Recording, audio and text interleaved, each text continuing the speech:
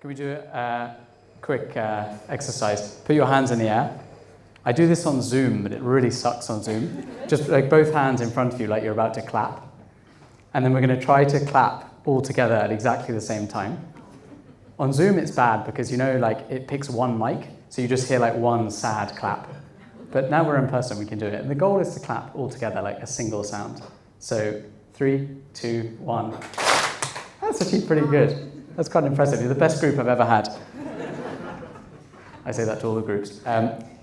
Who knows about the innovator's dilemma? Have you heard that? Put your hand up if you know that phrase.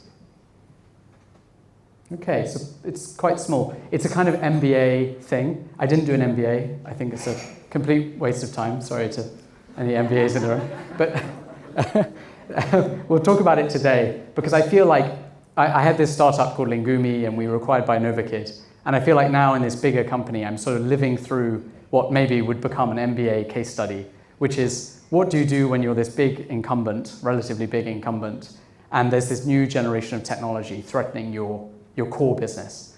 So let's have a look. There we go. So what is Novakid? Just quickly, let me do a bit of corporate promotion. Does anyone know Novakid already? We're actually pretty big in Israel, and there's a few people from Israel here tonight. Some people know it. Okay, so we teach kids English online through live classes, one-to-one and group live classes. We're the biggest English teaching platform in Europe, I think, maybe in the world. About 80,000 paying monthly active users, to give you a sense of scale. We have about 2,000 live teachers. We teach 5 million classes roughly per year. And the revenue of the group is like 80 million, or north of 80 million now, dollars, and it's profitable. So it's a sort of reasonably scaled up tech business. Profitable, it's like a swear word in tech. It really is profitable. And Novakid teaches kids ages 6+. So there's like a teacher, they meet the kid, it's all live, traditional stuff. And they acquired Lingumi, which was the business I started 10 years ago, last year to add a kind of younger kids non-live element. We make sort of gamified lessons for kids who are a bit too young to meet a live teacher. And we were mostly active in East Asia, Taiwan and China. So it's unlikely there are any Lingumi users in the room. And what have I learned? I'd never done any live tutoring, so what have I learned in 1 year? Kids really love their teachers, it sounds obvious, but I came from a game-based learning world. I wasn't sure how much the human connection was going to really matter to a kid. And I mean real human teachers, not AI avatars. So here's a few quotes. What I like about these is like people kind of name their teacher. Liesel's particularly good. It's a great experience. My 9-year-old loves his teacher. The 3 stars I gave were exclusively for my teacher. Mr. Vad is amazing, but the site is crap. I'm responsible for the site.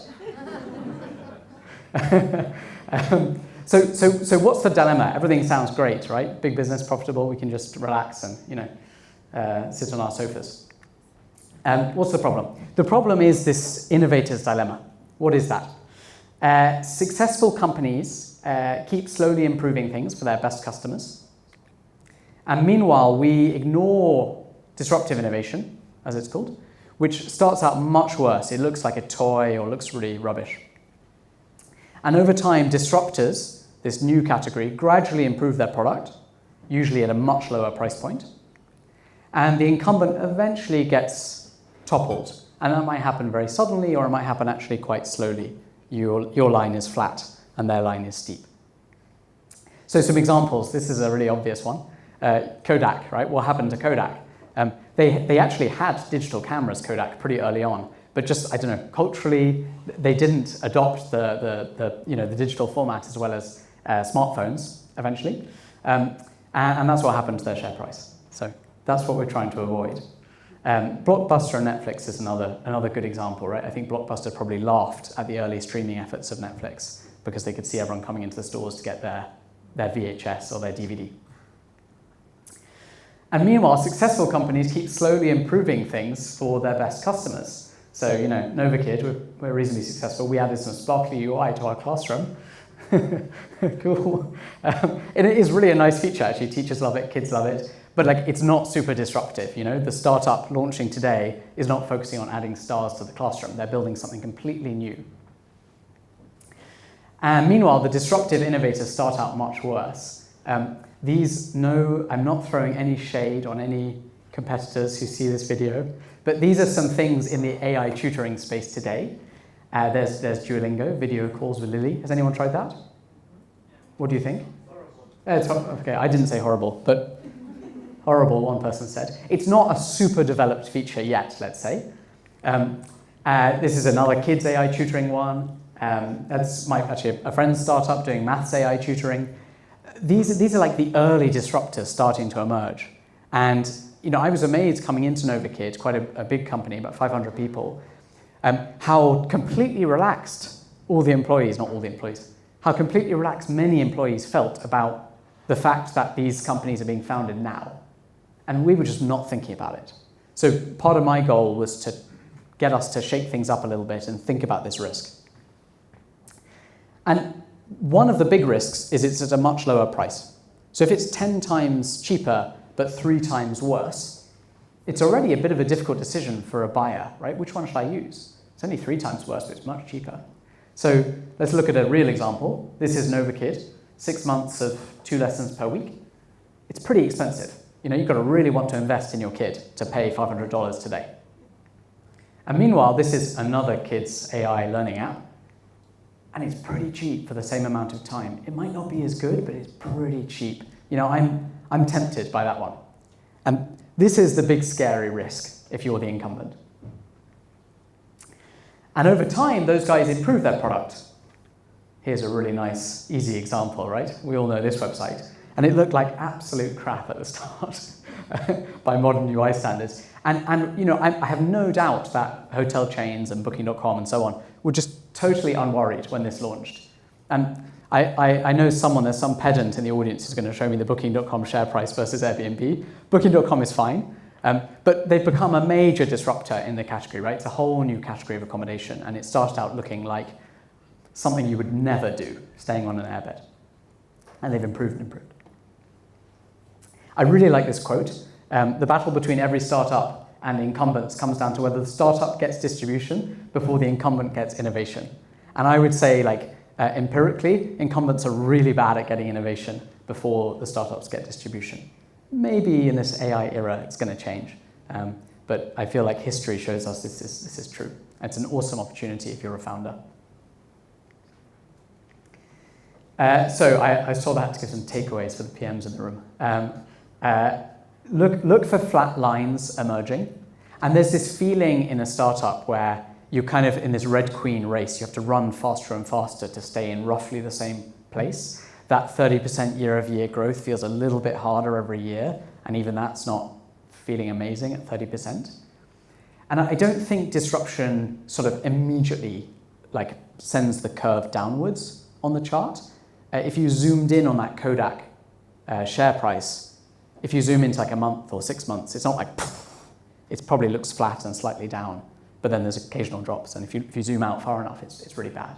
So look for the flat lines emerging. I think it sort of looks a bit like this. And the asymptote, the point where the line flattens, call bullshit on that in your company early. Be like, guys, it's not looking great for us right now. Are we starting to find it harder and harder to grow? And is that because customers are just gradually starting to adopt the less good but much cheaper thing that's out there? So what do you do? What do you do when you're in this situation? Does anyone feel like they're in this situation now at their company? Out of interest? Yeah, it's 1 hand, 2 hands, 3 hands. There's a few people here who are at bigger companies. I think as a PM, you can be the person who confronts the strategic tension. At Lingumi, we had a PM who is an amazing guy who built this whole slide deck all about how completely screwed we were if we carried on doing what we were doing at a certain point. And it was just amazing. And we changed our entire company strategy based on this one slide deck. And even years after he left, we were still showing these slides. And I would say, be the person who makes those slides. It's great for your career. It's kind of fun to do it as well. It's a big challenge to the company. So, I was looking through our reviews and I saw this one, right? The only downside is that the lessons are expensive. I think that's the clue, maybe. That's just the beginning, the one drop of water that could turn into a flood for us, because it'll look more and more expensive as AI tutors get better and better. And we kind of can't bring our prices down, right? Because we have a fixed cost of a human. whereas inference costs are just going to zero. So for us, the question was like, do we add AI tutoring? Why not just build an AI tutor for Novakid? And that raised three questions. Number one, our revenue depends on human minutes. That's why we can charge what we charge. That's where the 80 million is coming from. So if we add endless free talk or endless cheap talk, what happens to our revenue? And this is like classic incumbent problem. You can't self-disrupt because your board will go crazy or you're going to run out of money. Number two, we can't make it totally free because there is still an inference cost today to using these models. So we can't just say have this as an extra feature. But we also don't want to add like another paid product into our mix. It's confusing for customers to be like, I'll pay $500 for this, and then, oh yeah, I'll add $20 for this other thing and buy another subscription. So we wanted to kind of make it integrated or seamless. And then number three, we have 2,000 teachers. When we start talking about an AI tutor, you can understand they might be a little bit worried about their jobs. And we don't want to worry our suppliers who supply the revenue we're making, right, and the great experiences kids are getting.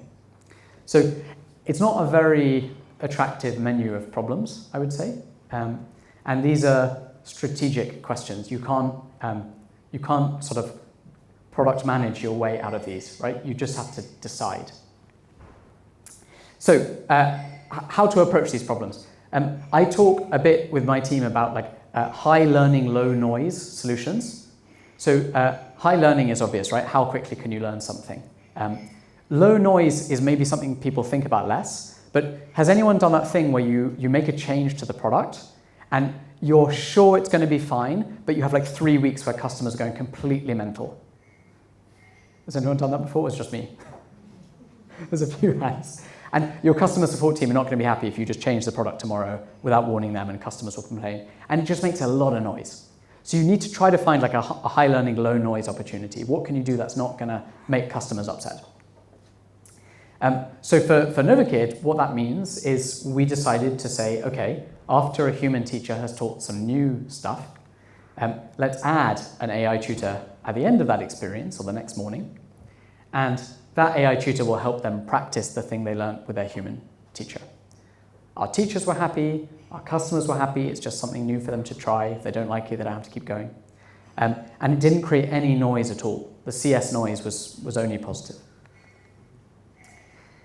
But the other part of this strategic challenge is like, how are we going to sell this thing? How are we going to monetize this thing? How are we going to bundle this thing in? And maybe in the next talk as well, we're going to hear about this for Monday.com. And I'm really interested in how you guys approach the same problem and how anyone in the room has kind of, how are you bundling in these new AI features which have some cost?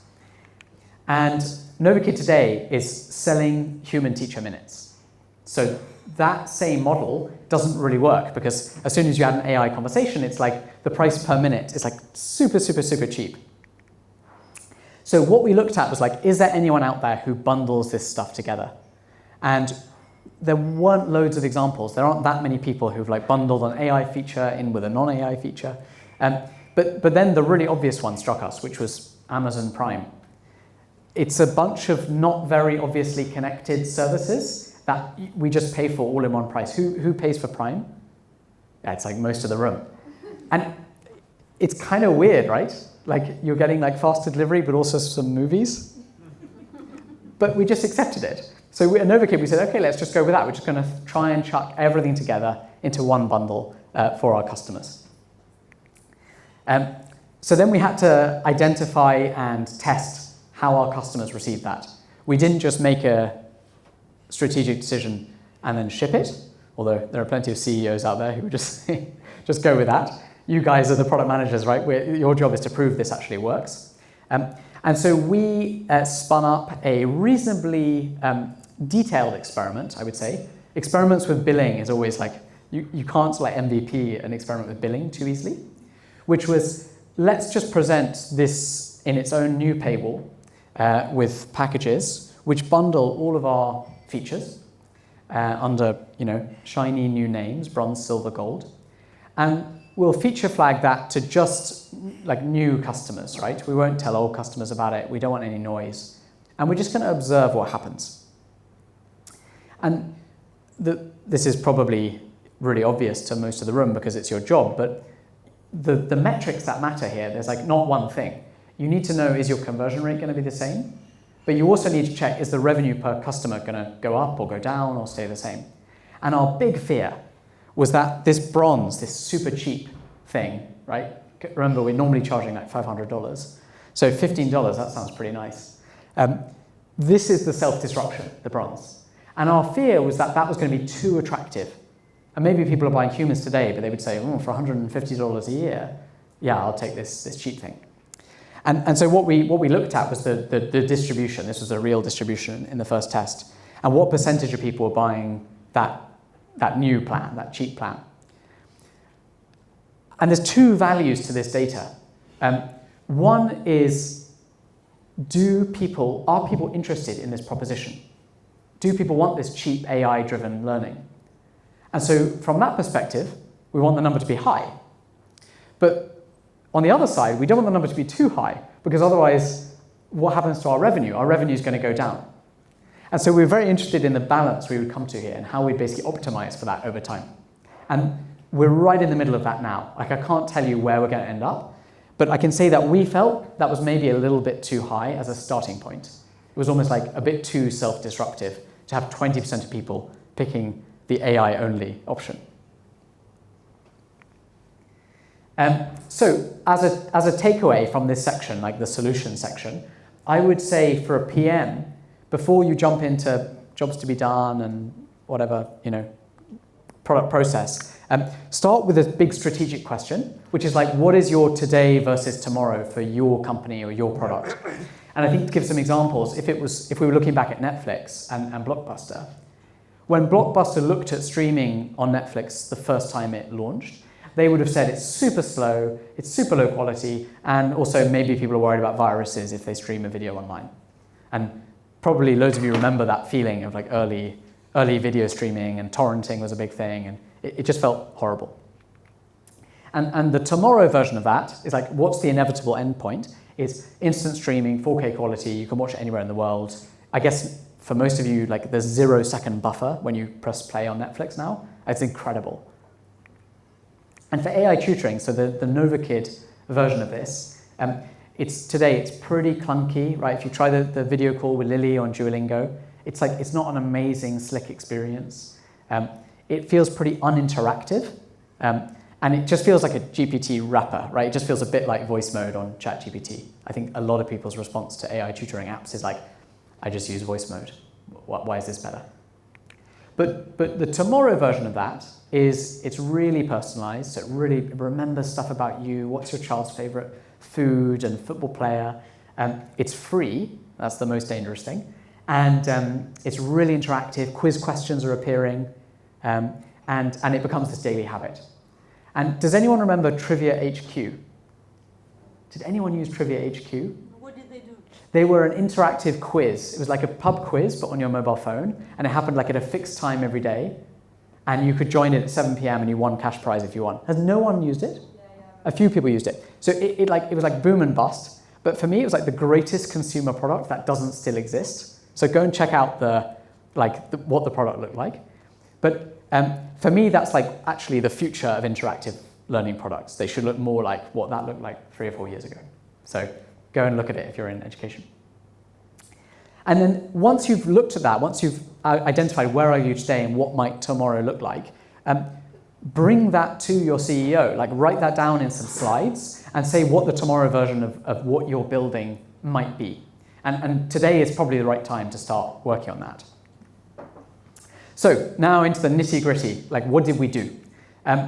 We wanted to build an MVP as quickly as possible.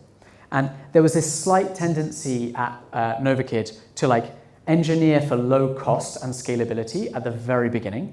Does anyone else see that amongst their engineering org? Like people, yeah, it's a couple of hands. People like perfectly rationally, an engineer will be like, yeah, that's going to get really expensive really quickly and the code's going to be really crappy, so why don't we just do it right? And doing it right takes a lot of time.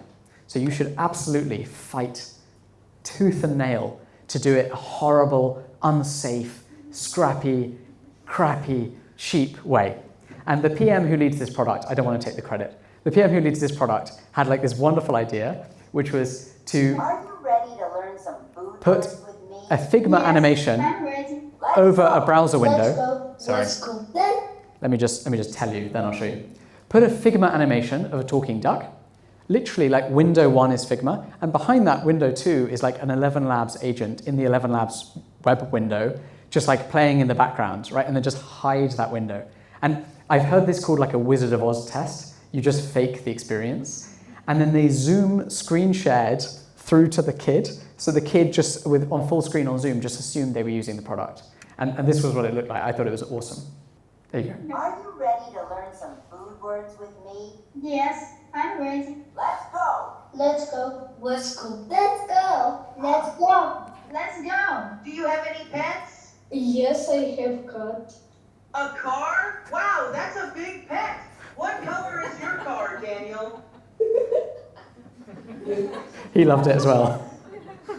Yes, I have one cat at home. Anyway, I'm not going to show you the whole thing, but that was the first version, and obviously you can't ship that to production. It's a complete Wizard of Oz test, but you can get your insights really fast from that. And we already saw one like funny but nice error, right? If the AI mishears something, it can be quite funny for the kids. And I think the other decision we made is you've got to pick which segment of your users you want to do this for. And we have a whole load of beginners on Novakid, but this would have been a very inappropriate product because LLMs are really good at language.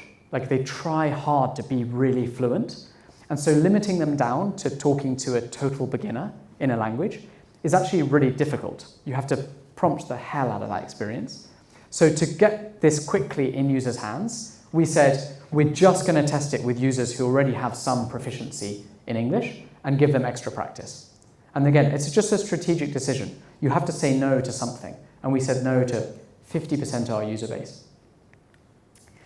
So what happens next? Solve retention before you solve anything else. Don't give it to thousands of people. Give it to like 100 people. 100 is nice because it makes the cohort maths a bit easier.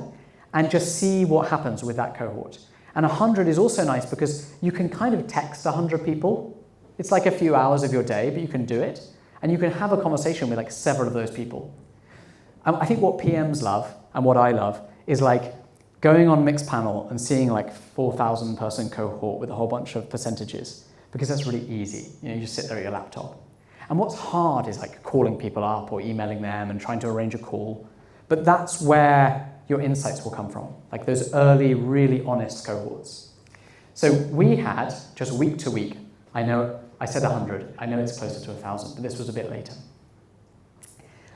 When we shipped the first actual alpha, like the first working version, we had like a good cohort, and then we shipped it to a load more people, and we had a really bad cohort, and that's, I think you can see what happened. And immediately we could say, okay, is this because we changed something in the features? Or is this because the type of user we started to expand this to is the wrong user for this product? And in our case, the latter was the answer. We had started giving it to a different level of kids, actually by mistake, something wrong with the feature flag. But there was this instant learning, which is this LLM cannot adapt well to these beginner kids. Like our initial hunch was correct. And that was a nice accidental insight. And I would say, take this 30% with a huge pinch of salt. But until you have in consumer, in ed tech, blah, blah, blah, blah, blah, this is about accurate. Until you have like roughly 30%, maybe it's 50% in B2B SaaS, week 2 retention with no effort. You should not be sending CRM reminders or any kind of push notification or whatever. Just organically, if people are not coming back, roughly 3 out of 10 people are not coming back, it's not good enough. There's no point giving it to any more of them. And that was the bar I tried to set for my team. And even if you have 30%, as we can see, nice first cohort, 29.3, we'll round it up. The second you give it to more users, it could be horrible. So then you've got to go back and say, okay, how can we get 30% for them? Or are we not going to give them this feature? So let's look at some good and bad product choices. Don't build anything that you could pay more not to build. I had to have this fight internally because engineers, understandably, love to build stuff and build it well. But the cost of that is huge. It's a lot of time, it's a lot of integration. And 11 Labs, in our case, was sitting there saying, for 5 times more money, we've solved this problem already. Why don't you just pay us? And your CFO is going, no, do it cheaper. But the right thing to do early is to throw money at the problem. Because you're not scaling this, you're just trying to get your product market fit. So we started building a voice-to-voice agent on our own infrastructure. That was a horrible idea. It was less reliable. So then we said, okay, let's move it to a text-to-speech, speech-to-text agent on our own infrastructure. That was horrible. It was still less reliable. And so finally, we just said, let's just pay money to 11 Labs because other options do exist. But 11 Labs, they're based here in London, so let's give them some love. Because they built this already, they solve these problems. It's an awesome product. And so the cost is 20 times higher. I think it really is 20 times for us. But the benefit is you get your adoption and your usage today. So you immediately are learning. And like the invisible cost saving of you learning stuff faster is enormous. Though when annual budgeting comes around, it's still hard to explain. And I think my mantra to my team is like the goal is never, ever cost efficiency or technical beauty or scalability until the problem is solved, the product is validated, and with most features you build, you're going to throw them away, right? You're probably going to bin a lot of your experimental features. So just bin them on a slightly higher cost on a small scale before you spend money and time engineering it. So what's happened? Lots of people are now starting calls each week. This is quite a new feature for us, so we had no idea. Users are sticking around as well. This is now like production level, small cohorts as we start to roll it out to level 1 and 2. And sorry, I hit the y-axis. But there's no data analyst here, so that's fine. And this is what it now looks and feels like. I have just a question. When are we going to go to the jungle? Because I wait very much. Each day is a new adventure. Today, we are here in my... Jungle. Tomorrow I am in the school. Can you see today afternoon for the jungle, please?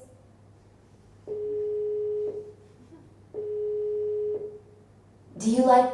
Okay, there's a taste. So each day now, the kids unlock a new conversation, and the kids who didn't have the jungle, they had the classroom or the home, and they wanted the jungle today because they're going to school tomorrow, so they won't have time to do that unlock. And it's another really nice tiny learning from listening to the transcripts is this kids are kind of figuring out the retention mechanic and then trying to negotiate with the AI to to unlock it early. So maybe we're teaching some life skills or some negotiation skills as well. And kids are just awesome users, right? Always work with animals and children. PM takeaways. Back to the boring but important stuff. Strategic problems are not just for the CEO. I've been a CEO in a small company. I'm now a normal person in a bigger company, and I have a boss. And I think it's really important that anyone in the organization is bold enough to bring strategic problems up the food chain. And I think the more shocking, the better. Make some slides that say, the end is nigh, we're going to die unless we quickly change. Because I think you have to shock executive teams out of their lazy slumber sometimes. Are you likely to be disrupted or to disrupt? And if you are likely to be disrupted, you need to try to do what we're trying to do, and I think maybe what Monday's about to talk about as well from Amakai. And if you're a disruptor, awesome, yeah, keep going. Don't worry if it's a bit crap, your product at the very beginning. It'll get really good. What is the high learning, low noise way to test your idea?